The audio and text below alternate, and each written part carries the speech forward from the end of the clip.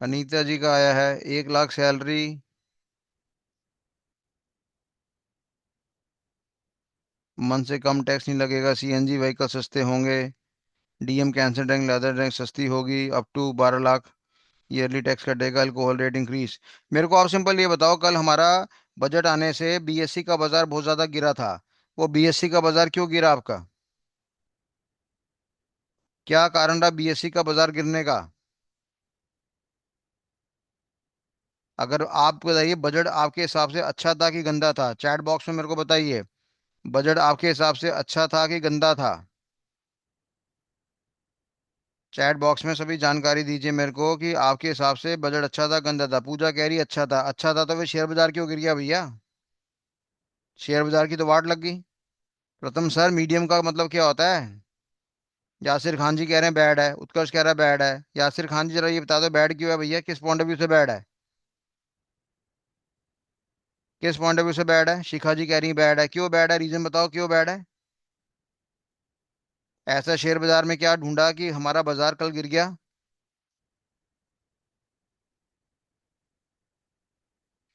किसी के पास कोई जानकारी नहीं है। ये ठीक ठाक क्या होता है काजी? ये दोगले इंसान मत बनो, या तो गुड होता है बैड होता है, ठीक क्या होता है?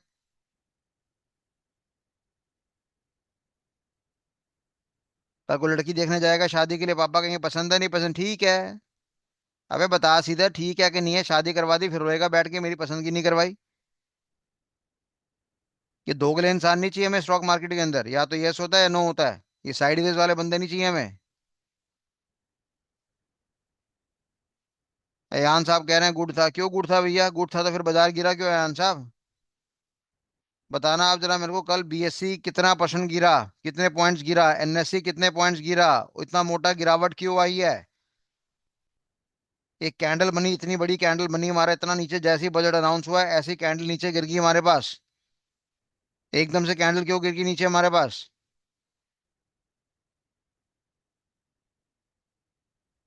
उसका रीजन चाहिए मेरे को। आप लोगों ने बजट को मजाक बना के चलाया।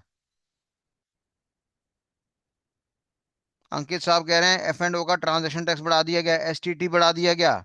सिक्योरिटी ट्रांजैक्शन टैक्स बढ़ा दिया गया था। तो भैया एसटीटी बढ़ाने से क्या फायदा हो गया? एसटीटी इन लोगों ने बोल दिया सिक्योरिटी ट्रांजैक्शन टैक्स आपका बढ़ा दिया गया है। पहले था 0.02, अब मेरे पास कितना आ गया? 0.05% बढ़ गया हमारे पास। यानी मोटा मोटा हमारा 2.5 गुना बढ़ गया। ये हमारे पास आपका टैक्स बढ़ गया। अब इसके टैक्स बढ़ने से क्या नुकसान होता है? इसके टैक्स बढ़ाने से हमारा क्या नुकसान होता है भाई? टैक्स बढ़ गया हमारे पास, ज्यादा अमाउंट बढ़ गया। अच्छा, ज्यादा अमाउंट बढ़ गया क्या? मतलब कि जहां पे मेरा टैक्स लगता था 325 रुपये, अब उसी ट्रांजेक्शन के लिए मेरा लगेगा 813 रुपये। कुछ बात समझ में आ रही नहीं आ रही है? हमारे पास शेयर बाजार के अंदर एक मार्केट होती है जिसको हमने क्या नाम दिया? डेरिवेटिव मार्केट का नाम यहाँ पे दिया हुआ है। डेरिवेटिव के अंदर मेरे पास चार नाम आते हैं, एक आता है फ्यूचर, एक आता है आपका ऑप्शन, एक आता है फॉरवर्ड और एक आता है स्वैप। ये चार नाम मेरे पास आते हैं। डेरिवेटिव बाजार होता है हमारे पास एक। भाई आपको लेटर से अगर कोई शेयर परचेज करना है तो शेयर परचेज करने के मल्टीपल साधन है। मैंने कहा या तो डेरिवेटिव तरीके से आप परचेज कर लीजिए, या आप स्पॉट के तरीके से कर लीजिए। और स्पॉट का मतलब मेरा यहाँ पे क्या होता है? सीधा आपका डिलीवरी। या तो आप डिलीवरी के हिसाब से परचेज कर लीजिए।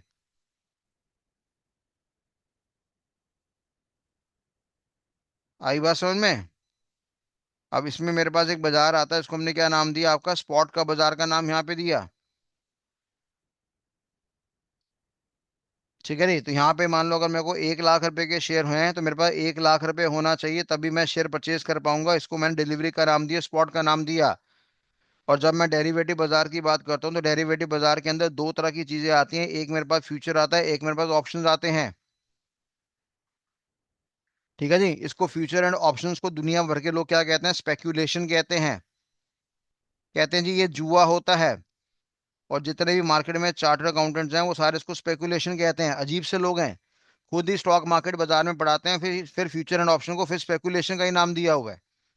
भाई साहब, जितने भी चार्टर अकाउंटेंट हैं जो बाजार में इसको पढ़ाते हैं, उनको थोड़ी सी अकल होनी चाहिए कि भाई इसके लिए भी पढ़ाई होती है, इसके लिए भी एजुकेशन होती है। डेरिवेटिव मार्केट के लिए भी पढ़ाया जाता है। और तुम सीए पता नहीं कैसे बन गए। तुम्हें सीए फाइनल के अंदर स्ट्रैटेजिक फाइनेंशियल मैनेजमेंट नाम का सब्जेक्ट है, जिसको आप एडवांस फाइनेंशियल मैनेजमेंट कहते हैं, जो कि 100 नंबर का पेपर है। उसके अंदर आज भी आपको डेरिवेटिव नाम का चैप्टर पढ़ाया जाता है। मतलब कि आपको खुद को पढ़ाने के बावजूद आप नालायकी का हद लेवल देख लो, कि भैया तुम लोग कह रहे हो कि सर जुआ होता है।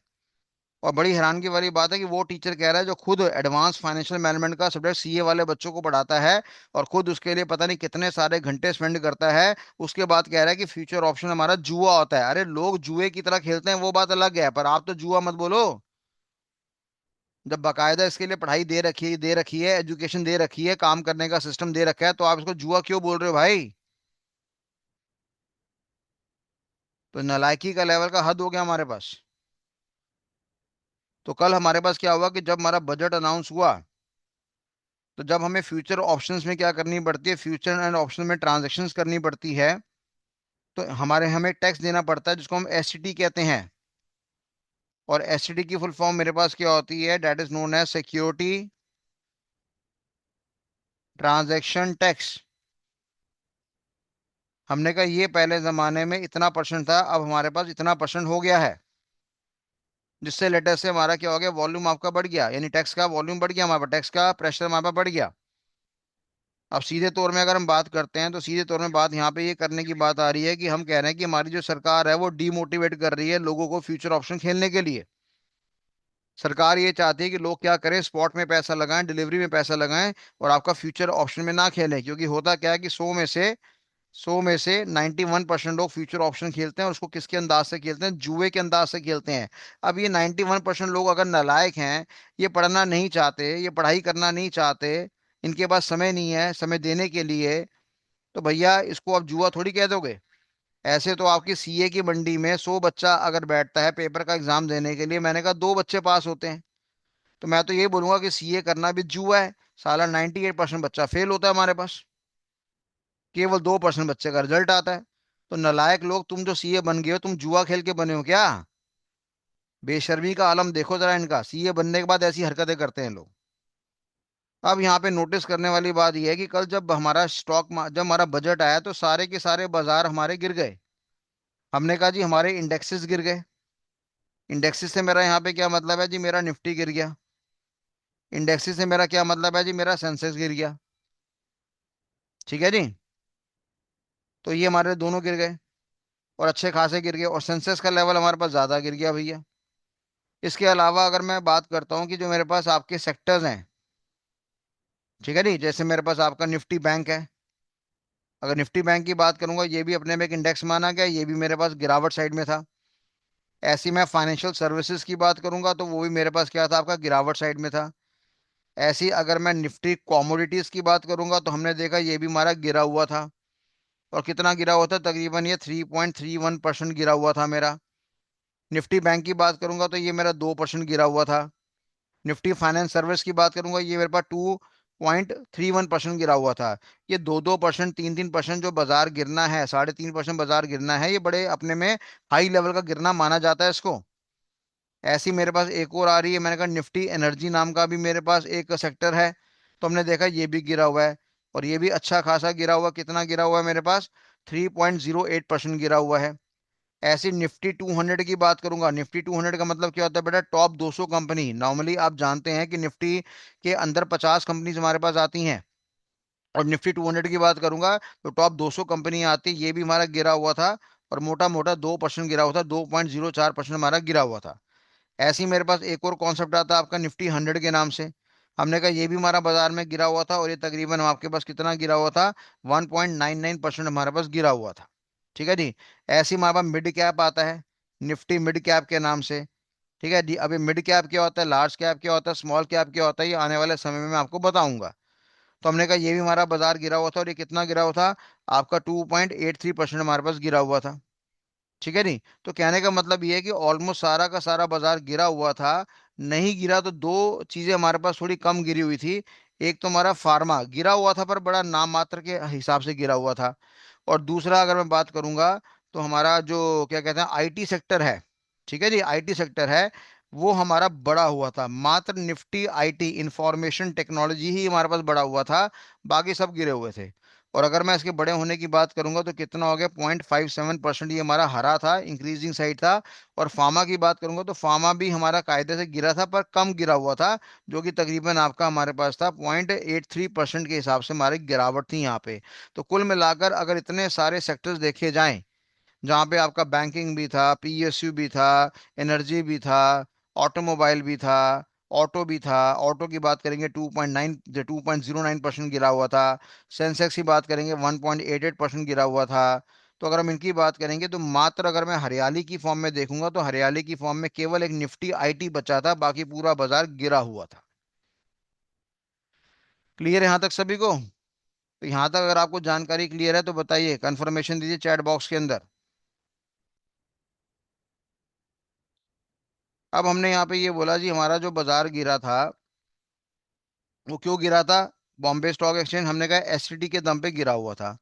हमने कहा डेरिवेटिव नाम का जो बाजार होता है उसमें दो तरह के नाम आते हैं मेरे पास, एक नाम आता है फ्यूचर और एक नाम आता है मेरे पास ऑप्शन।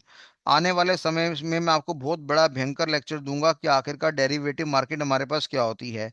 आने वाले समय में आपको बहुत बड़ा भयंकर लेक्चर दूंगा कि जी आखिर फ्यूचर क्या होता है मेरे पास, आखिर में ऑप्शन मेरे पास क्या होता है।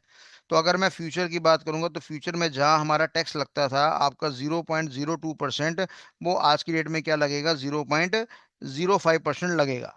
ठीक है, यानी 2.5 गुना, 2x हमारा ये बढ़ गया। और जब मैं ऑप्शंस की बात करूंगा तो ऑप्शन में हमारे पास था आपका 0.1%, जो आज की डेट में हमारा लग जाएगा अब 0.15% लग जाएगा। तो मोटा मोटा 1.5 गुना हमारा ये भी आपका बढ़ गया। यानी 1.5x वाली कहानी यहाँ पर आ रही है और 2.5x वाली कहानी हमारे पास यहाँ पर आ गई है। और इसके चलते हमारा बाजार मार्केट में गिर गया। ठीक है जी। अब होता क्या है कि भाई जो फ्यूचर होता है, ऑप्शन होता है, इसमें स्पॉट के मुकाबले में हमें क्या करना पड़ता है, कम पैसा लगाना पड़ता है। ऑप्शन तो और मजेदार चीज है, अगर आपको 1,000 रुपये, 2,000 रुपये, 3,000 रुपये में गेम खेलनी है आप खेल सकते हैं। और फ्यूचर में थोड़ा सा पैसा हमारे पास क्या लगता है, ज्यादा लगता है, पर स्पॉट के मुकाबले में हमारे पास कम पैसा लगता है।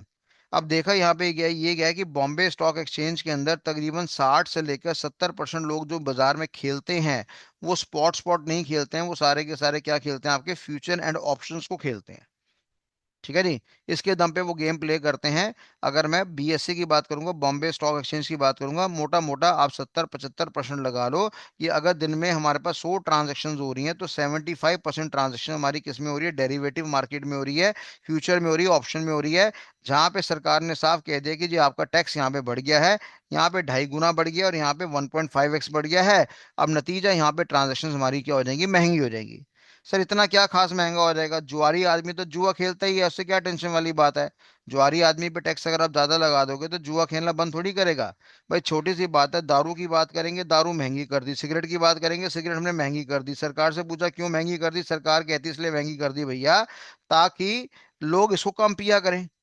ठीक है ना? पर एक बात बताओ, जिसने दारू पीनी है वो हर एंगल से पिएगा, चाहे तुम सस्ती करो चाहे साला महंगी करो। सस्ती करोगे तो 2 बोतल ज्यादा पी लेगा, महंगी करोगे तो पिएगा, तब भी पिएगा, 100% पिएगा।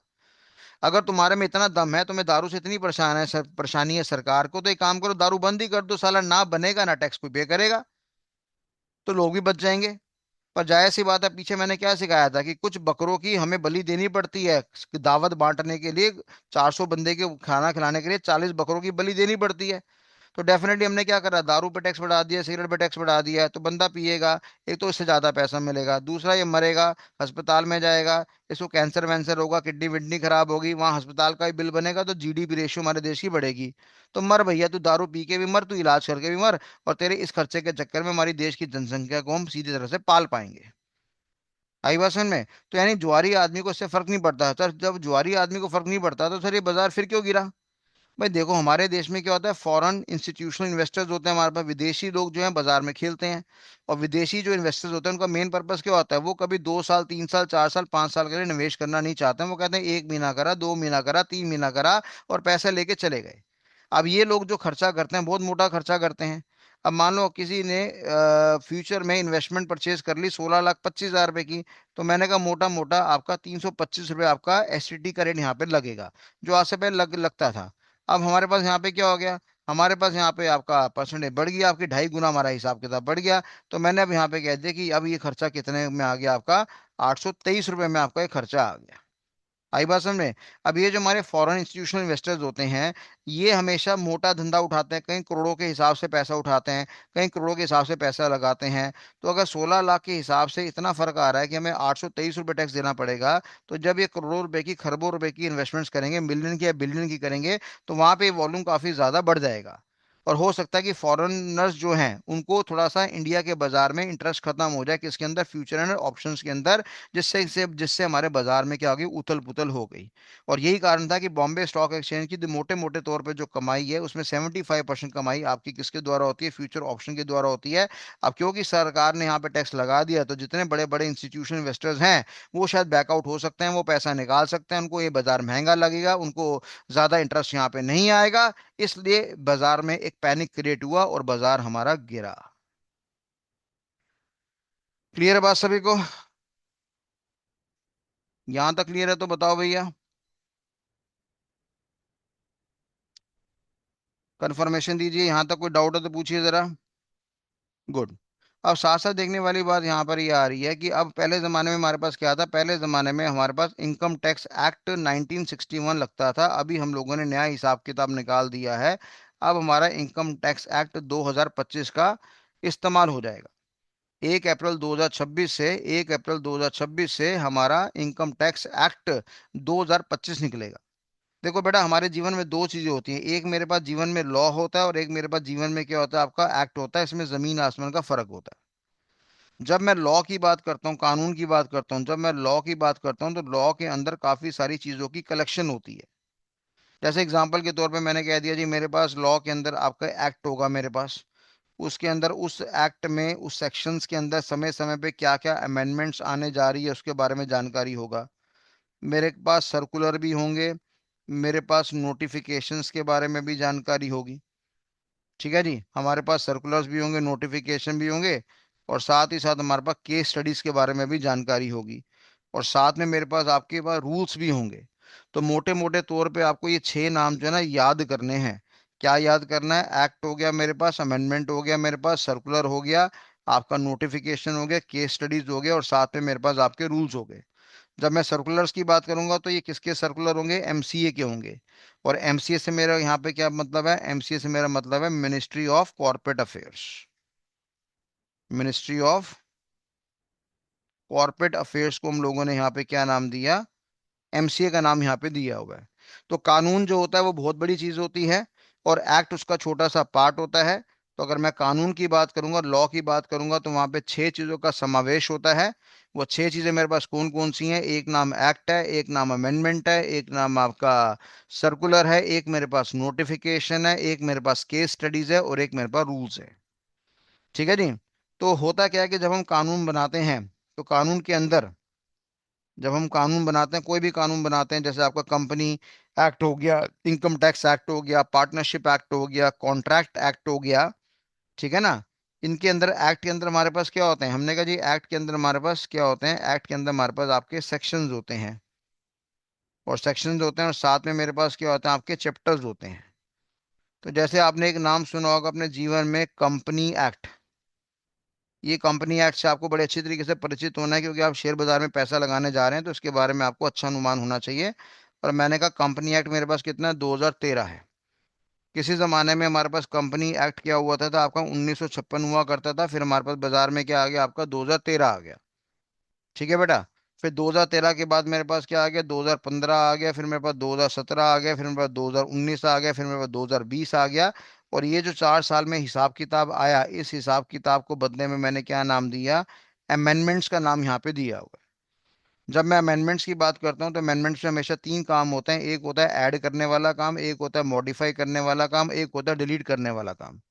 कोई नया सेक्शन हमने ऐड कर दिया, उसको एडिशन का नाम दे दिया। किसी को हमने चेंज कर दिया, जहाँ पे 1 लाख रुपए का जुर्माना था, अब हमने 2 लाख का जुर्माना कर दिया, उसको हमने मॉडिफिकेशन का नाम दे दिया। कहीं पर हमने क्या करा? उस सेक्शन को ही उड़ा दिया, उस कानून को ही उड़ा दिया, तो उसको हमने क्या नाम दिया? डिलीशन का नाम दिया। तो यानी मैंने, मेरे कहने का मतलब ये है कि जब मैं कहता हूँ जी लॉ मेरे पास क्या होता है, तो हमने क्या बोला? लॉ के अंदर एक्ट के बारे में आपको जानकारी मिलेगी, और साथ में उसकी अमेंडमेंट्स के बारे में जानकारी मिलेगी। जैसे बजट के अंदर हर बार अमेंडमेंट्स होती हैं, उसके बारे में आपको ज्ञान मिलेगा, उसके बारे में आपको जानकारी दी जाएगी। उसको हमने अमेंडमेंट्स का नाम दिया हुआ है। तो मेरे प्यारे बच्चों, अमेंडमेंट्स के अंदर तीन चीजें आती हैं: ऐड करना, मॉडिफाई करना और साथ में आपका डिलीट करना। यहाँ तक ये बात क्लियर होगी आपको सभी को। साथ ही साथ हमारे पास मिनिस्ट्री ऑफ कॉर्पोरेट अफेयर्स है, इसके आगे तो आपको माथा टेकना पड़ेगा हमेशा। इसके आगे क्या टेकना पड़ेगा आपको? माथा टेकना पड़ेगा, क्योंकि जब भी कोई कंपनी रजिस्टर्ड होती है, प्राइवेट लिमिटेड कंपनी बनती है, तो उसका हिसाब किताब कहाँ मेंटेन करा जाता है? मिनिस्ट्री ऑफ कॉर्पोरेट अफेयर्स में उसका हिसाब किताब मेंटेन करा जाता है। और ये एमसीए हमें उस कंपनी के बारे में काफी अच्छी अच्छी जानकारी आपकी देती है। तो यानी कहने का मतलब है कि मिनिस्ट्री ऑफ कॉर्पोरेट अफेयर्स के जितने भी हमारे पास सर्कुलर हैं, ठीक है जी, उन सबका हिसाब किताब यहाँ पर होगा। नोटिफिकेशंस के बारे में जानकारी हमारे पास आ जाएगी, ठीक है जी। केस स्टडीज के बारे में हमारे पास जानकारी आ जाएगी। और सबसे बड़ी बात है, रूल्स के बारे में हमारे पास जानकारी आ जाएगी। अब रूल से मेरा यहाँ पे क्या मतलब होता है? देखो, कानून के अंदर ना मेरे पास एक होता है आपका सेक्शन और एक होता है मेरे पास आपके रूल्स, ठीक है नहीं। अब जैसे फॉर एग्जांपल मैंने बोला, ये शाहरुख खान की जो प्रॉपर्टी है, शाहरुख खान की जो प्रॉपर्टी है शाहरुख खान के रिलेटिव्स को दी जाएगी। एग्जाम्पल के तौर पे मैंने एग्जाम्पल लिया आपका कि शाहरुख खान की प्रॉपर्टी शाहरुख खान के मरने के बाद उसके रिलेटिव्स को दी जाएगी। अब सेक्शन कहता है जी, रिलेटिव का मतलब होता है उसकी स्पाउस, यानी उसकी बीवी की बात कर रहे हैं, उसकी बीवी को मिलेगा। पर जाहिर सी बात है, केवल एक ही तो रिलेशनशिप नहीं होता हमारे पास। हमने कहा बाकी के रिलेशनशिप कहाँ समझाए गए होंगे? बाकी के रिलेशनशिप आपका सेक्शन वाली जगह पे नहीं समझाए जाते, वो सीधा आपका रूल्स वाली जगह पे समझाए जाते हैं। तो वहां पे क्या लिखा होगा कि शाहरुख खान के पिताजी को मिल जाएगा, माता जी को मिल जाएगा, ब्रदर को मिल जाएगा, सिस्टर को मिल जाएगा, ठीक है जी। या हमने यहाँ पे कह दिया कि शाहरुख खान के स्टेप फादर को मिल जाएगा, स्टेप मदर को मिल जाएगा, स्टेप ब्रदर को मिल जाएगा, ठीक है जी। और स्टेप सिस्टर को भी मिल जाएगा, डॉटर को भी मिल जाएगा, पर स्टेप डॉटर को नहीं दिया जाता। बात समझ में आ रही नहीं आ रही है? तो हमने कहा शाहरुख खान जी के मान लो अगर कोई फादर है या स्टेप फादर है, तो उनको उनको प्रॉपर्टी का हिस्सा दे दिया जाएगा। मदर है या स्टेप मदर है, उनको प्रॉपर्टी का हिस्सा दे दिया जाएगा। ब्रदर है, स्टेप ब्रदर है, दे दिया जाएगा। यहाँ तक कि जो भाई की बीवी है, इनका जो भाई की बीवी है, ठीक है, उसको भी प्रॉपर्टी मिलने का अधिकार है। यहाँ तक कि भाई जो हमारी बहन का पति है, जिसको हम जवाई कहते हैं, उसको भी प्रॉपर्टी मिलने का अधिकार है। पर जो डॉटर है और उसकी जो सौतेली बहन होती है, स्टेप डॉटर है, उसको नहीं मिलेगा। अब ये जो इतना खुलासा हमने दिया है रिश्तों को लेकर, ये सारा का सारा खुलासा हमारा सेक्शन में नहीं होता। ये सारा का सारा खुलासा मेरा कहाँ पर होता है बेटा? आपका रूल्स के अंदर होता है। बात समझ में आ रही है? तो कई बार हम कहते हैं कि इस धारा के तहत आपके साथ ये कर दिया जाएगा, उस धारा के तहत आपके साथ ये कर दिया जाएगा। तो धारा का मतलब एक तरह से मेरे पास क्या हो गया कि हम सेक्शंस की बात कर रहे हैं, पर सेक्शंस की जो ताकत है वो किसके साथ जोड़ी जाती है? रूल्स के साथ जोड़ी जाती है। सेक्शन में तो दो तीन चार लाइनें लिखी होती हैं बस, और उसके बाद अगर डिटेल्ड में जानकारी आपको पढ़नी है तो वो कहाँ पे पढ़ी जाती है? हमने कहा वो सीधा आपके रूल्स के अंदर स्पेसिफाइड होती है। क्लियर है बात सभी को? तो आजकल बड़े से बड़े वकील लोग कई बार कंफ्यूज हो जाते हैं, उनको लॉ के बारे में और आपके एक्ट के बारे में फर्क नहीं पता होता। तो अभी मैंने बता दिया, जो लॉ है वो आपके डैडी जी हैं, उसके बच्चे का नाम क्या है? एक्ट है। उसके बच्चे का नाम नोटिफिकेशन है। उसके बच्चे का नाम केस स्टडी है। उसके बच्चे का नाम अमेंडमेंट्स है। उसके बच्चे का नाम रूल्स है मेरे पास, ठीक है जी। उसके बच्चे के बाद हमारे पास एक्ट हो गया, अमेंडमेंट हो गया, आपका नोटिफिकेशन हो गया, और हमारे पास क्या हो गया? आपके सर्कुलर हो गए। तो ये छह बच्चे उसके पास हैं। तो डैडी का नाम मेरे पास क्या आ रहा है? लॉ आ रहा है। और लॉ के कितने बच्चे हैं हमारे पास? छह बच्चे हैं, जिसमें एक मेरे पास एक्ट हो गया, एक मेरे पास अमेंडमेंट हो गया, एक मेरे पास सर्कुलर हो गया, एक मेरे पास नोटिफिकेशन हो गया, एक मेरे पास केस स्टडी हो गया, और एक मेरे पास क्या हो गया? आपका सर्कुलर्स हो गए मेरे पास, राइट। तो ये सारी की सारी जानकारी होगी हमारे इसके बारे में। तो कुल मिलाकर पहले जमाने में हमने क्या बोला था कि हमारा इनकम टैक्स एक्ट लग रहा था, लागू हो रहा था। कब का बना हुआ? 1961 का बना हुआ, लागू हो रहा था। अब 1961 वाली गेम हमने खत्म कर दी है। अब हमारे जीवन में एक नया इनकम टैक्स आ गया है, जो कि ताजा ताजा आया है, तरोताजा आया है, जिसको हमने क्या नाम दिया? इनकम टैक्स एक्ट 2025 का नाम दे दिया है। और साफ बोल दिया कि जैसे ही 1 अप्रैल 2026 आपका इनिशिएट होगा, इसके रूल्स इंप्लीमेंट होने स्टार्ट हो जाएंगे। अब जाहिर सी बात है, 1961 से लेकर 2025 के बीच में कितने सालों की अमेंडमेंट आ चुकी है, टेक्नोलॉजी आ चुकी है, पचासों तरह के फ्रॉड आ चुके हैं, वो सारे के सारे हम कवर अप करेंगे किसके अंदर? जाहिर सी बात है, इनकम टैक्स के अंदर हम कवर करेंगे, जिसका नाम होगा 2025। ठीक है बच्चों, कंफर्मेशन दो, यहां तक क्लियर है कि नहीं क्लियर है? Give me the confirmation. तो एक्ट के बारे में जानकारी पता लग गया, लॉ के बारे में जानकारी पता लग गया, सबके बीच में डिफरेंस के बारे में जानकारी आपको पता लग गया, ठीक है जी। जब हम इनकम टैक्स खेलते हैं, तो वहां पे हमारा एक एसडी चार्ज होता है। एसडी का मतलब क्या होता है? स्टैंडर्ड डिडक्शंस को हम इवैल्यूएट करते हैं, वो पहले भी हमारे पास 75,000 है, आज भी हमारे पास 75,000 है। ठीक है भैया। उसी तरीके से अगर मैं बात करता हूँ किसके बारे में, टैक्स के स्लैब रेट के बारे में, कि भैया टैक्स हम कैसे कैलकुलेट करेंगे, तो जाहिर सी बात है, 0 से लेके 4 लाख की बात करूंगा, 4 से लेके 8 लाख की बात करूंगा, 8 से लेके 12 लाख की बात करूंगा, 12 से लेकर 16 लाख की बात करूंगा, 16 से लेके 20 लाख की बात करूंगा, 20 से लेके 24 लाख की बात करूंगा, और साथ में 24 लाख प्लस की बात करूंगा। ये मेरे पास मल्टीपल स्लैब है। तो हमने कहा 0 से लेके 4 लाख है तो आपको टैक्स नहीं देना पड़ेगा, 0% देना पड़ेगा। 4 से लेके 8 में आपको 5% देना पड़ेगा, फिर यहाँ पे 10% हो जाएगा, 15% हो जाएगा, 16% हो जाएगा, साथ में 20% हो जाएगा। ठीक है नहीं। और 0 हो गया, 5 हो गया, 10 हो गया, 15 हो गया, 20 हो गया, सॉरी 20 हो गया, 20 हो गया, 25 हो गया। ठीक है, ये दिमाग खराब हो गया मेरा। 5 हो गया, 10 हो गया, 15 हो गया, 20 हो गया, 25 हो गया। और फिर यहाँ पे 24 प्लस में हमारे पास क्या लिखा गया, आपका 30% का आपका टैक्स लिखा हुआ है। तो ये टैक्स का मेरा स्लैब रेट होता है। अब देखने वाली बात है कि अगर मैं 5% का टैक्स निकालने की बात करूंगा तो यहाँ पे कितना अमाउंट बनता है मेरा, 21,000 रुपये। और 10% टैक्स की बात करूंगा तो यहाँ पे कितना बनता है, 40,000 रुपये। दोनों को जमा करूंगा तो कितना बनता है, 60,000 रुपये। अब हमारी सरकार ने हमें क्या दे रखा है, रिबेट दे रखा है, डिस्काउंट दे रखा है। जैसे लड़कियों को सूट खरीदने में डिस्काउंट मिलता है ना, ऐसे डिस्काउंट दे रखा है कि भाई 60,000 तक का टैक्स हम तुम्हें क्या कर देंगे, माफ कर देंगे, रिबेट में एग्जम्प्ट कर देंगे तुम्हारा। इसलिए दुनिया कहती है कि भैया हमारा जो 12 लाख तक की कमाई जो है उस पर हमारा कोई भी टैक्स नहीं है। हालांकि सही मायने में देखा जाए टैक्स होता है, 5% यहाँ पर होता है, 10% यहाँ पर होता है, जो कि सरकार ने छूट दे रखी है कि ठीक है भैया आपका 60,000 रुपये तक हम डिस्काउंट दे देंगे। इसलिए दुनिया कहती है कि 12 लाख तक तो हमारे पास कोई टैक्स है भी नहीं है। और ये कहना भी अपने में सही है। तो ये स्लैब रेट हमारा बकायदा वैसे का वैसे ही मेंटेन्ड है। क्लियर है बात सभी को, इसमें कोई परिवर्तन नहीं है हमारे पास।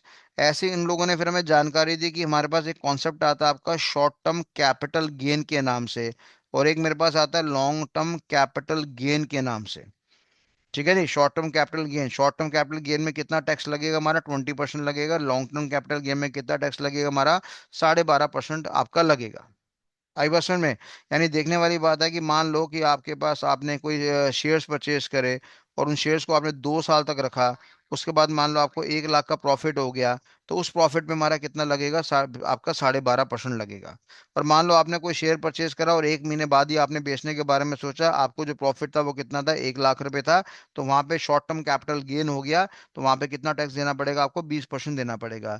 तो सरकार अपनी इन्हीं हरकतों से ये आपको आश्वासन देना चाह रही है, लोगों को बोलना चाह रही है कि भैया आप लॉन्ग टर्म कैपिटल गेन में जाया करो ना यार, वहां पे आपका टैक्स कम लगेगा। और जाहिर सी बात है, अगर आप किसी कंपनी में लंबे समय तक निवेश करेंगे तो उस कंपनी को अच्छा परफॉर्म करने का मौका मिलेगा। और यहाँ पे साफ वार्निंग दे रहा है कि अगर आप शॉर्ट टर्म करोगे तो भैया तुम्हारा कितना टैक्स लग जाएगा, यहाँ पे 20% का टैक्स लग जाएगा। तो ये इन लोगों ने ऑलरेडी पहले ही अनाउंस कर रखा था। तो ये स्पेसिफिकेशन भी हमारे पास यहाँ पर क्लियर होगी। ठीक है नहीं। क्लियर है बात सभी को। इसके अलावा जब हम इस बजट की बात करते हैं, इसके अलावा जब हम बजट की बात करते हैं तो इन लोगों ने एक बाय बैक वाले कॉन्सेप्ट पे टैक्स को डिस्कस करा है। बाय बैक वाला कॉन्सेप्ट ये एक नया कॉन्सेप्ट है। मैं थोड़े से स्मॉल टर्म्स में आपको समझाने का प्रयास करूंगा। बाय बैक्स, ठीक है, क्या कहते हैं, बाय बैक शेयर्स कहते हैं इसको। अब एग्जांपल के तौर पे मान लो टीसीएस कंपनी है, टीसीएस कंपनी का शेयर मान लो 4,000 रुपए का, मैं एक रफ एग्जांपल ले रहे हैं मार्केट में। और टीसीएस कंपनी के बाद दो हालात हो सकते हैं, या तो इसके गुडविल मार्केट में क्या हो रही है, खराब हो रही है और लोगों के अंदर पैनिक आ रहा है कि शायद इसका शेयर गिरेगा। या टीसीएस के पास हमारे पास क्या पड़ा हुआ है, एम्पल पैसा पड़ा हुआ है, एम्पल मनी पड़ा हुआ है, एक्स्ट्रा मनी पड़ा हुआ है। और टीसीएस कंपनी क्या करना चाहती है, इस पैसे को खर्चना चाहती है। मान लो कंपनी की गुडविल मार्केट में डाउन हो रही है और टीसीएस का शेयर हमारा 4,000 से लेकर लेटर से कितने में आ गया, 3600 रुपये में आ गया। और लोगों के बीच में पैनिक क्रिएट हो गया।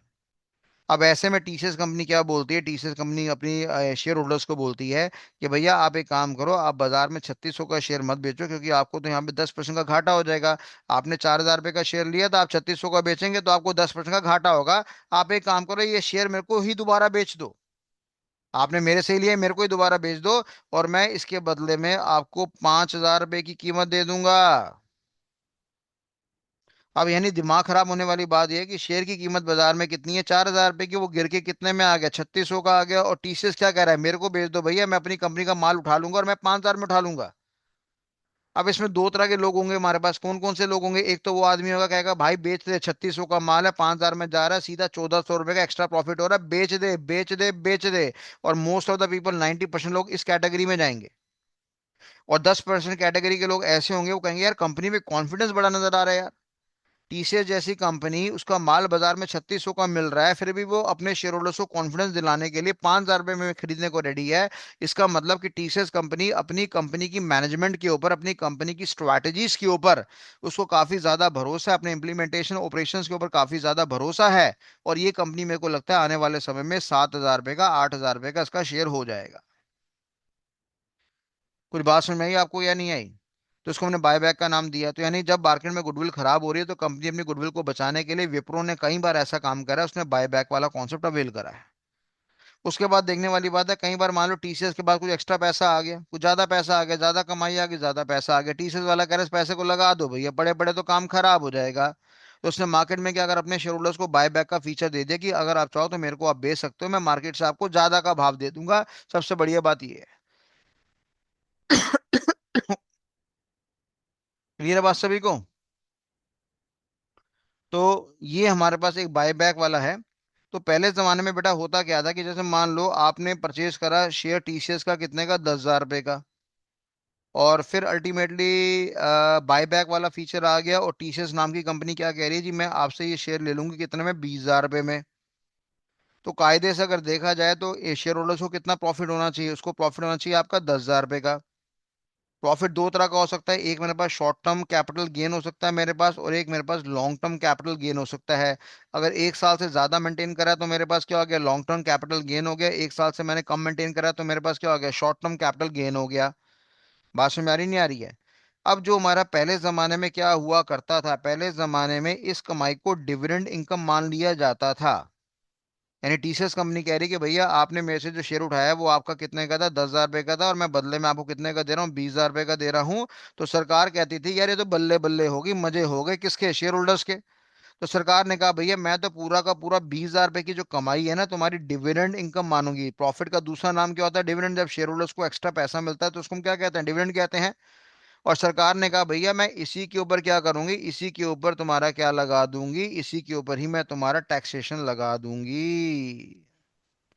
अब जितने भी शेयर होल्डर्स थे वो सारे नाराज हुआ करते थे आज से पहले। वो कहते थे बेशर्मो, हमने 10,000 रुपये लगाए हैं, आज हमें 20,000 रुपये मिल रहे हैं, तुम्हारा प्रॉफिट यह है, मान लो आज हमें 21,000 रुपये मिल रहे हैं, तो हमारा प्रॉफिट तो 11,000 रुपये है। तो सरकार को जो टैक्स लगाना चाहिए वो 11,000 रुपये लगाना चाहिए, पर सरकार कह रही है बेशर्मों की तरह कि मैं तो 21,000 रुपये टैक्स लगाऊंगी। ये आज से पहले हुआ करता था। अब ये जायज था कि नाजायज था वो बात की बात है। सरकार कहती है भैया तेरे तो मजे हो गए, बायबैक ऐसे आम तौर पे थोड़ी ही होता है, तेरे को मार्केट से औकात से ज्यादा पैसा मिला, जब तेरी कमाई ज्यादा हो रही है तो मेरे को भी कमाई करके दे भाई। और इसलिए सरकार ने बोला कि मैं तेरे पे 21,000 रुपये भी लगा दूंगी।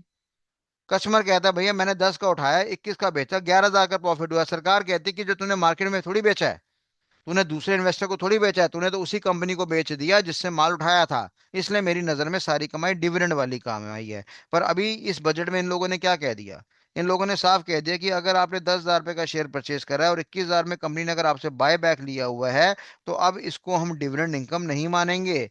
अब हम यहाँ पे क्या कंसिडर करेंगे, आपका कैपिटल गेन ही कंसिडर करेंगे। क्या कंसिडर करेंगे बेटा, इसको एज अ कैपिटल गेन। और अभी मैंने क्या बोला, कैपिटल गेन कितने तरह के होते हैं मेरे पास, दो तरह के होते हैं, जिसमें एक नाम क्या होता है, शॉर्ट टर्म होता है, और एक नाम मेरे पास क्या होता है, आपका लॉन्ग टर्म होता है। अच्छा, शॉर्ट टर्म का रेट कितना चल रहा था आपका, 20% चल रहा था मेरे पास, है ना। और लॉन्ग टर्म का कितना चल रहा था मेरे पास, 12.5% चल रहा था। तो वही वाली बात है कि अगर बाय बैक मेरा 1 साल के बाद होता है तो उस पर कितना टैक्स लगेगा, 12.5% लगेगा। और बाय बैक अगर मेरा लेटेस्ट से 1 साल से पहले ही होता है तो कितना लगेगा, आपका 20% लगेगा। तो मोटा मोटा कहने वाली बात यहाँ पे ये आ रही है कि 21,000 को काउंट नहीं करा जाएगा एज अ डिविडेंड इनकम। जो भी बीच में गैप है उसको हम लोगों ने कैपिटल गेन का नाम यहाँ पे दे दिया, और उसी पे टैक्स लगेगा। छोटा वाला है तो 20%, बड़ा वाला है तो 12.5%। क्या यहाँ तक क्लियर है सभी को? बोलो मेरे प्यारे बच्चों, कंफर्मेशन दे दो।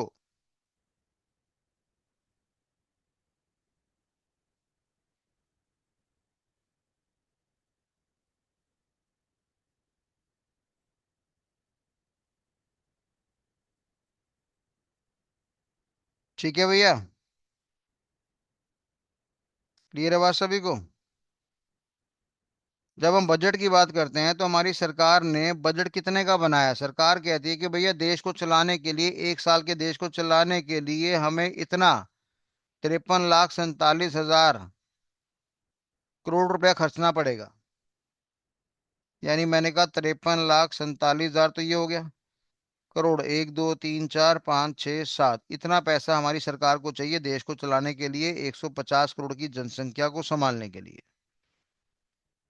ठीक है जी। अब जाहिर सी बात है, 53,47,000 करोड़ का हमें क्या करना पड़ेगा? इनफ्लो करना पड़ेगा। पहले पैसा कमा के लाना पड़ेगा और फिर हमें उस पैसे को लगाना पड़ेगा। हमें इनफ्लो भी करना पड़ेगा, हमें आउटफ्लो भी करना पड़ेगा। ठीक है भैया।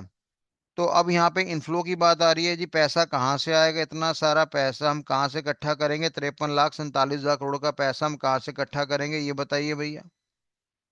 तो सरकार ने साहब बोल दिया जी, ऐसा है कि मैं 13.6% ऑफ जीडीपी से इकट्ठा कर लूंगा। और हमारे देश का जीडीपी कितना है? हमने हमने कहा हमारे देश का जीडीपी है 393 लाख करोड़। यानी इतना मेरे देश में जीडीपी है। अब सवाल उठता है जीडीपी से मेरा यहाँ पे क्या मतलब है? हमने कहा जीडीपी से मेरा मतलब है यहाँ पे that is gross domestic product.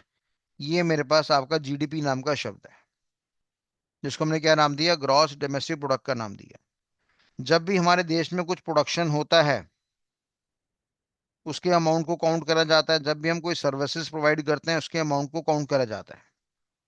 और ऐसे अमाउंट को हमने क्या नाम दिया? जीडीपी का नाम दिया। प्रोडक्शन क्यों करते हैं? क्योंकि जाहिर सी बात है, हमें सुकून मिलता है कि बाजार में जितना हम प्रोडक्शन कर रहे हैं उसका कंजम्पशन तो हो ही जाएगा। क्योंकि डिमांड सप्लाई की बात आती है, पहले डिमांड आती है फिर सप्लाई आती है। तो यानी हमने जो प्रोड्यूस करा है वो कंज्यूम करने के लिए प्रोड्यूस करा है। तो हमने कहा हमारे देश में जो है वो आपका 393 लाख करोड़ का जीडीपी हमारा बनता है। और उसका 13.6% का अमाउंट हम टैक्सेशन के रूप में कहाँ से इकट्ठा कर लेंगे? जीडीपी से इकट्ठा कर लेंगे। आई बात समझ में? साथ साथ देखने वाली बात यहाँ पे ये भी आ रही है कि हमें लोन लेना पड़ता है बाजार से, या तो हमें वर्ल्ड बैंक से लोन लेना पड़ता है। और हमने कहा जी इसमें से 24% का जो है हम लोन ले लेंगे मार्केट से, यानी वर्ल्ड बैंक से ले लेंगे या आईएमएफ से ले लेंगे, ताकि हम अपने देश के खर्चों को चला सके। सर क्या हमारे पास पैसा कम है? बिल्कुल पैसा कम है बेटा, देश को चलाने का पैसा नहीं है, हमें बाजार से लोन लेना पड़ता है। सर आप लोगों से इनकम टैक्स ले लो ना। अब इनकम टैक्स तो हम लोगों से ले लें, पर हमारे लोग ही बड़े बेशर्म है, चोर लोग हैं साले। कमाते 1 करोड़ रुपए और टैक्स दिखाते हैं 10 लाख रुपए का, ले लो भैया। तो अल्टीमेट कहने वाली बात है कि इनकम टैक्स से जो हमारी कमाई स्टार्ट होगी वो कितना परसेंट मिल जाएगा हमें? 21% मिल जाएगा। यानी 53,47,000 करोड़ का जो 21% है वो हम इनकम टैक्स से इकट्ठा कर लेंगे। फिर जाहिर सी बात है, हमारे देश में काफ़ी सारी कंपनीज हैं, 18 लाख कंपनीज हैं जो खुली हुई हैं। उनके ऊपर भी हम टैक्स लेते हैं, कॉरपोरेशन टैक्स लेते हैं। और हमने कहा वहां से हमें कितना पैसा मिल जाएगा? 18% का पैसा वहां से हमें मिल जाएगा। साथ ही साथ हम जीएसटी की बात करते हैं, गुड एंड सर्विसेज टैक्स की बात करते हैं। आप चिप्स खाते हैं, कोल्ड ड्रिंक पीते हैं, उस पर आपका जीएसटी लगता है। कोल्ड ड्रिंक पे जीएसटी 40% कर दिया गया भैया। तो 40% का जीएसटी कोल्ड ड्रिंक पे कर दिया गया। लग्जरियस गाड़ी की बात करेंगे, वो भी आपकी 40% टैक्स के अंदर आ गई है। अगर आपकी बाइक का 350 सीसी से ऊपर का इंजन होगा तो उसको भी क्या करना पड़ेगा? 40% का ही टैक्सेशन देना पड़ेगा। तो यानी जीएसटी की बात करेंगे या अदर टैक्सेस की बात करेंगे, तो हमने कहा जीएसटी के दम पर हम 15% इकट्ठा कर लेते हैं। और 15% किसकी बात कर रहा हूं मैं? 53,47,000 करोड़ की 15% की बात मैं यहाँ पे कर रहा हूँ। ठीक है जी।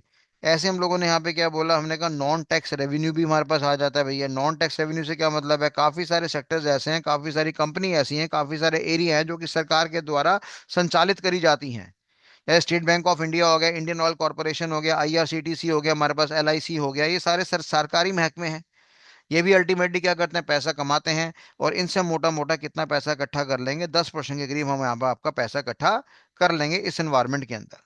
और कह रहे बाकी बचा कुचा सिस्टम हो गया, अदर्स के द्वारा हो गया। जैसे सरकार के पास बड़े सारे बहाने होते हैं, हाउस टैक्स हो गया, प्रॉपर्टी टैक्स हो गया, उससे भी हम इकट्ठा करते करते मोटा मोटा यहाँ पे क्या कर देंगे? 18% का पैसा इकट्ठा कर लेंगे।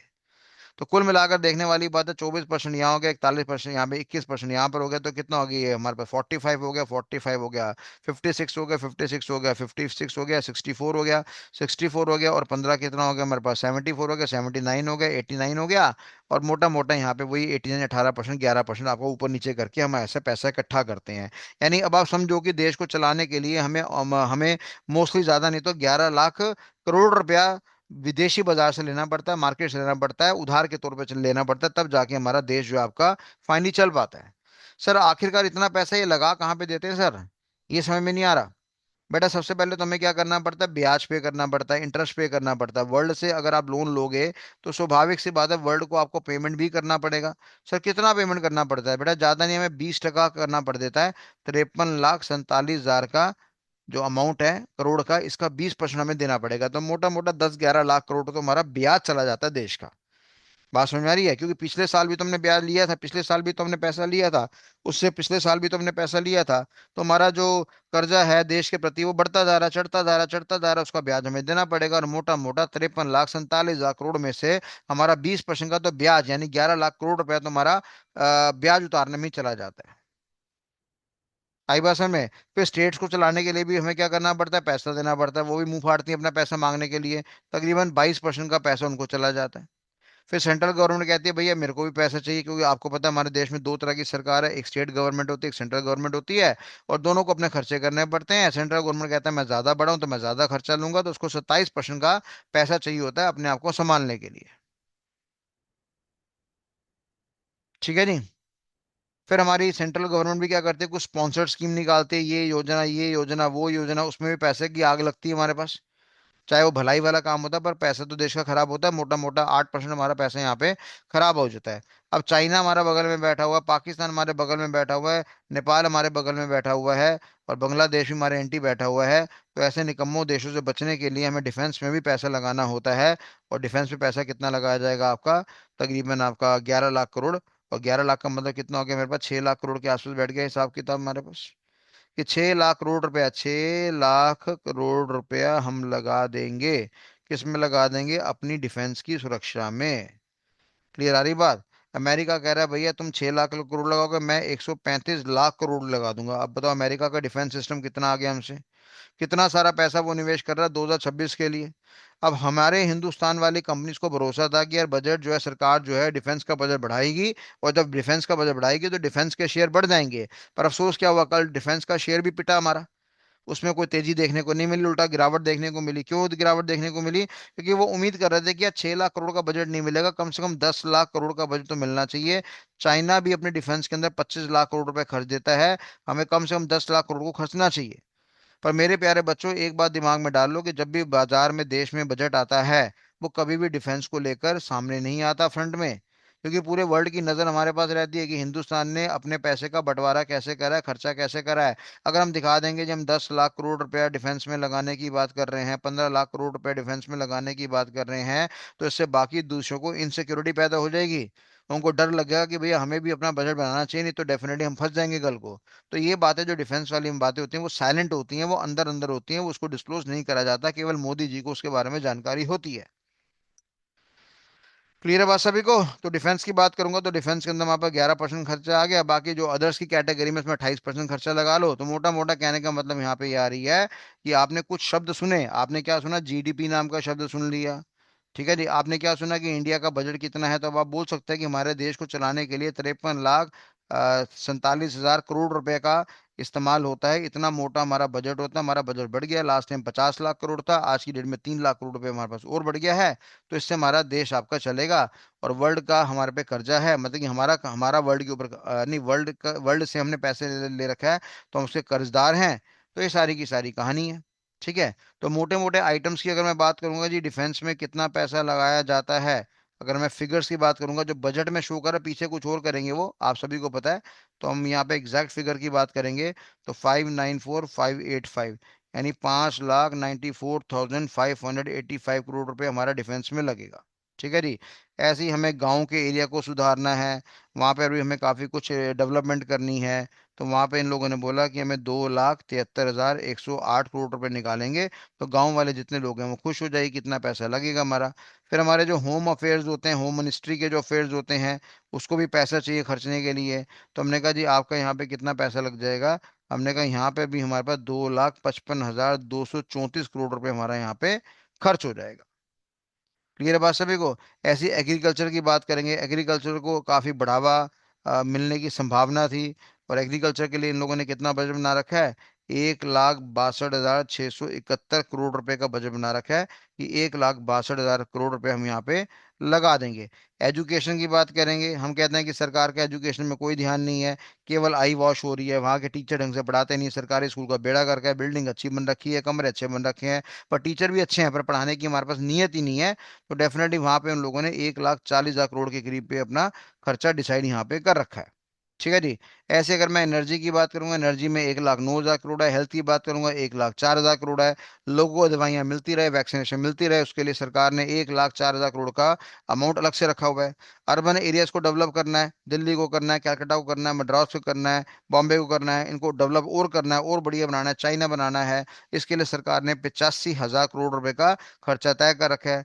आईटी की बात करेंगे, इंफॉर्मेशन टेक्नोलॉजी की बात करेंगे, टेलीकम्युनिकेशन की बात करेंगे, इसके लिए सरकार ने थोड़ा कम पैसा डाइवर्ट करा हुआ है, हालांकि इसको ज्यादा करना चाहिए था क्योंकि आरएनडी में पैसा बहुत खर्च होता है। तो इन लोगों ने तकरीबन 74,300 अपना 360 करोड़ रुपए या 560 करोड़ रुपए इन लोगों ने यहाँ पे रिजर्व कर रखा है।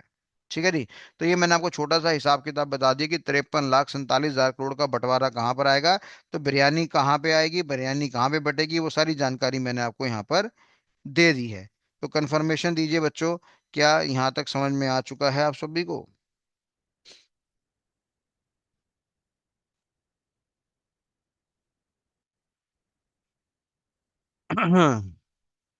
कोई डाउट यहाँ पे किसी को है तो पूछिए।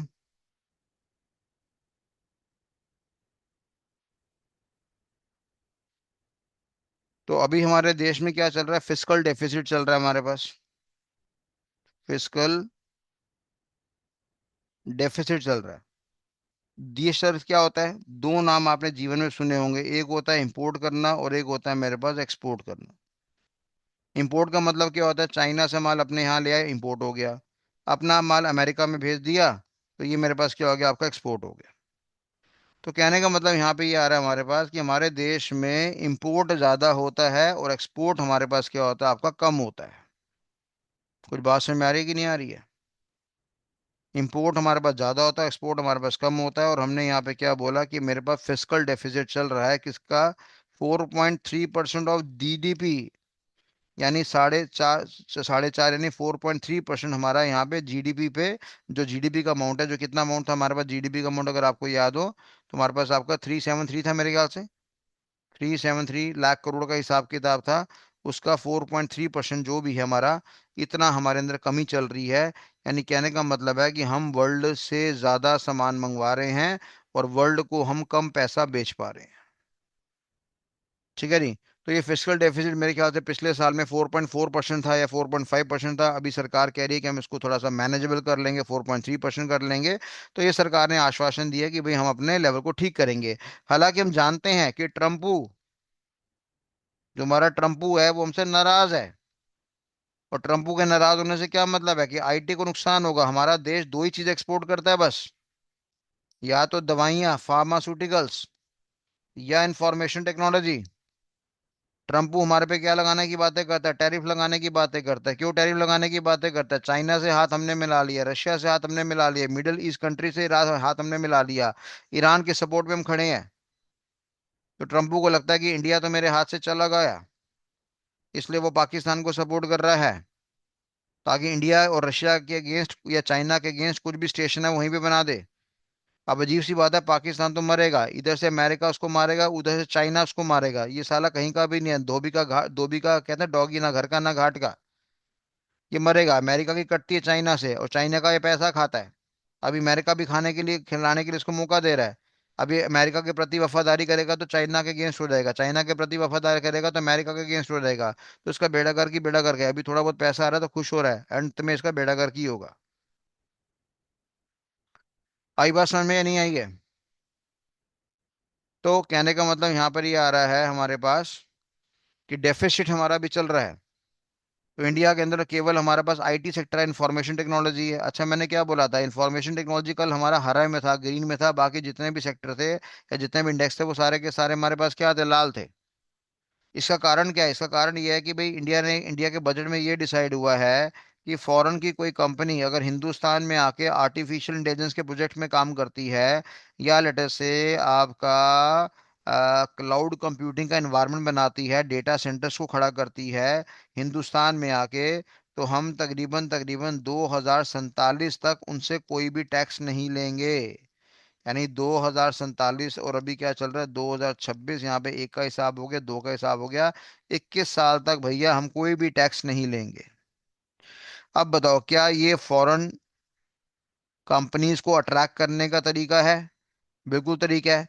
इनके लिए तो हम लोगों ने क्या कर दिया, इनके लिए तो हम लोगों ने वेबिनार बना दिया आपका, बस सॉरी, इनके लिए हम लोगों ने क्या कर दिया, दुबई बना दिया।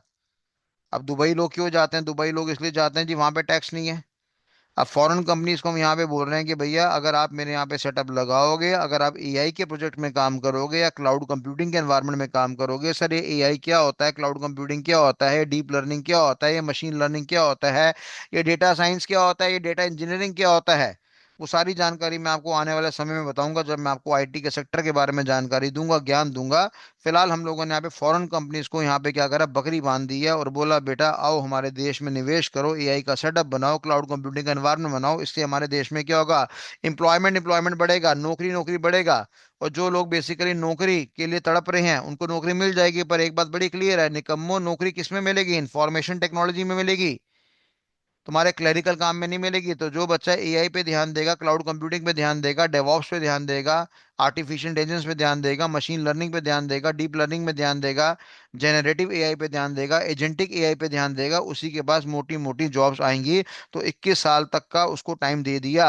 बनिया लोग कहते हैं कि भैया 1000 दिन में धंधा सेटअप हो जाता है, हमारी सरकार कह रही है भाई छोड़, हम तो 1500 बनिया तुम्हें दे देंगे, तुम्हें हम 21 साल का मौका देते हैं, 21 साल तक कोई टैक्स पे नहीं करना पड़ेगा, आओ कमाओ खाओ और ले जाओ। बस हमारे देश में इंफ्रा बनाओ, हमारे देश में आकर एम्प्लॉयमेंट दो, इतनी हमारे आपसे रिक्वायरमेंट है। और यही रीजन था कि आईटी का जो सेक्टर है कल हमारा बड़ा, जब बाजार में सारे के सारे सेक्टर गिरे हुए थे, आईटी का सेक्टर हमारा बड़ा हुआ है। अब टीसीएस जैसी कंपनी, विप्रो जैसी कंपनी, इन्फोसिस जैसी कंपनी क्या करेंगी, ये अपना टैक्स बचाने के चक्कर में अपनी कोई दूसरी कंसर्न बना देंगी, कोई अमेरिका में सेटअप कर देगा, कोई बाहर सेटअप कर देगा, फिर इंडिया में आने का प्रयास करेगा, तो मास्क लगाने का मौका मिल जाएगा शायद इनको, मुखौटा लगाने का मौका मिल जाएगा। हर बंदा कहेगा बाहर कंपनियां खोल लो, सिंगापुर में खोल लो, फिर यहाँ पर आकर सेटअप कर लो। अब जाहिर सी बात है यहाँ पे छोटी मोटी कंपनी तो काम करेगी नहीं कि तुम्हारे जैसे मेरे जैसे लोग सिंगापुर में जाकर फिर यहाँ पे टैक्स फ्री वाली बातें कर रहे हो। ऐसी बातें नहीं है, तो बड़ी बड़ी कंपनी का ही योगदान यहाँ पे रहेगा। ठीक है प्यारे बच्चों, तो ये जानकारी आपको क्लियर होगी या नहीं हुई है?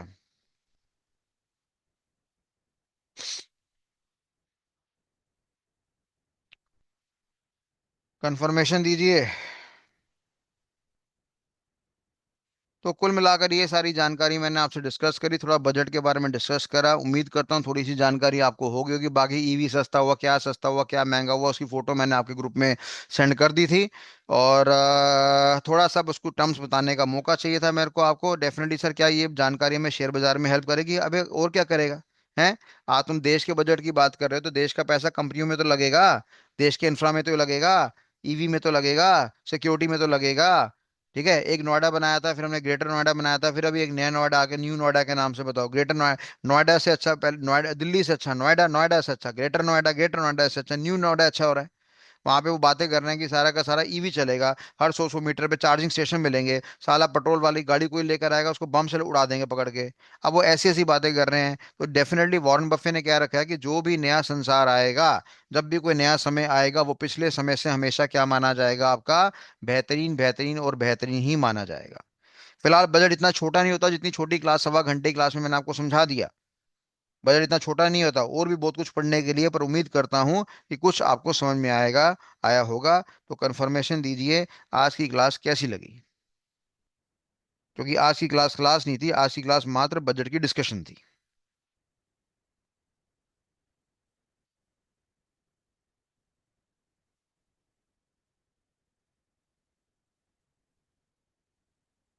चलो अच्छी बात है। क्या नोट भेजना उत्कर्ष भैया, यहाँ पे कोई सिनेमा हॉल में नहीं बैठे, कॉपी पेन साथ लेकर चला करो। ठीक है ना, ये तुम्हारी जो नोट्स भिजवाने की जो गंदी आदत है ना, ये बंद करवा दूंगा सारी की सारी।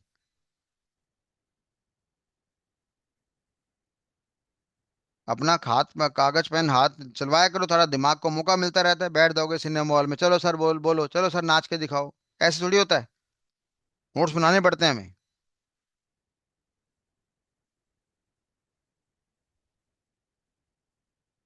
हाँ बस यही राहुल कुमार जी यही बताना चाह रहा था कि बजट को किस तरीके से देखना चाहिए। देखो यूट्यूब में क्या होता है, हर बंदा आके अपनी बात करता है, मैं भी तो अपनी बात ही कर रहा हूँ, मैं भी तो अपने विचारधारा प्रकट कर रहा हूँ आपके आगे। पर जितना ज्यादा टेक्निकल होगा उतना ज्यादा हम शेयर बाजार को बढ़िया समझ पाएंगे। अब थोड़ा सोचने वाली बात है ना कि जो हमारा आईटी अभी सेक्टर पीछे पिट रहा था, टीसीएस पिट रहा था, विप्रो पिट रहा था, उसको थोड़ी सांसें मिल गई हमारे पास। तो इसलिए आईटी का जमाना बड़ा खतरनाक होने जा रहा है, इससे आपको पता लग रहा है। अब डिफेंस डिफेंस दुनिया कर रही थी, दुनिया कह रही थी वॉर हो रहा है, डिफेंस होएगा, डिफेंस आएगा, डिफेंस आएगा, डिफेंस को कंपनी को ठेका मिलेगा। भैया डिफेंस वाली बात है कभी मार्केट में ओपनली नहीं करी जाती। तुम कहोगे जी मैंने 15 लाख करोड़ रुपए लगा दें डिफेंस में, वहां पे पाकिस्तान वाला खाना बंद कर देगा, वो सबको बोलेगा भाई रोजे रखो, और जितना पैसा खाने पे लग रहा है वो सारा हमें दे दो, हम डिफेंस में काम करेंगे, इंडिया ने अपना बजट बढ़ा दिया है। अरे अमेरिका को थोड़ी दिखाना है, चाइना को थोड़ी दिखाना है। ये छुप छुपीते वाली बातें होती हैं, सामने कुछ और होता है, पीछे कुछ और होता है।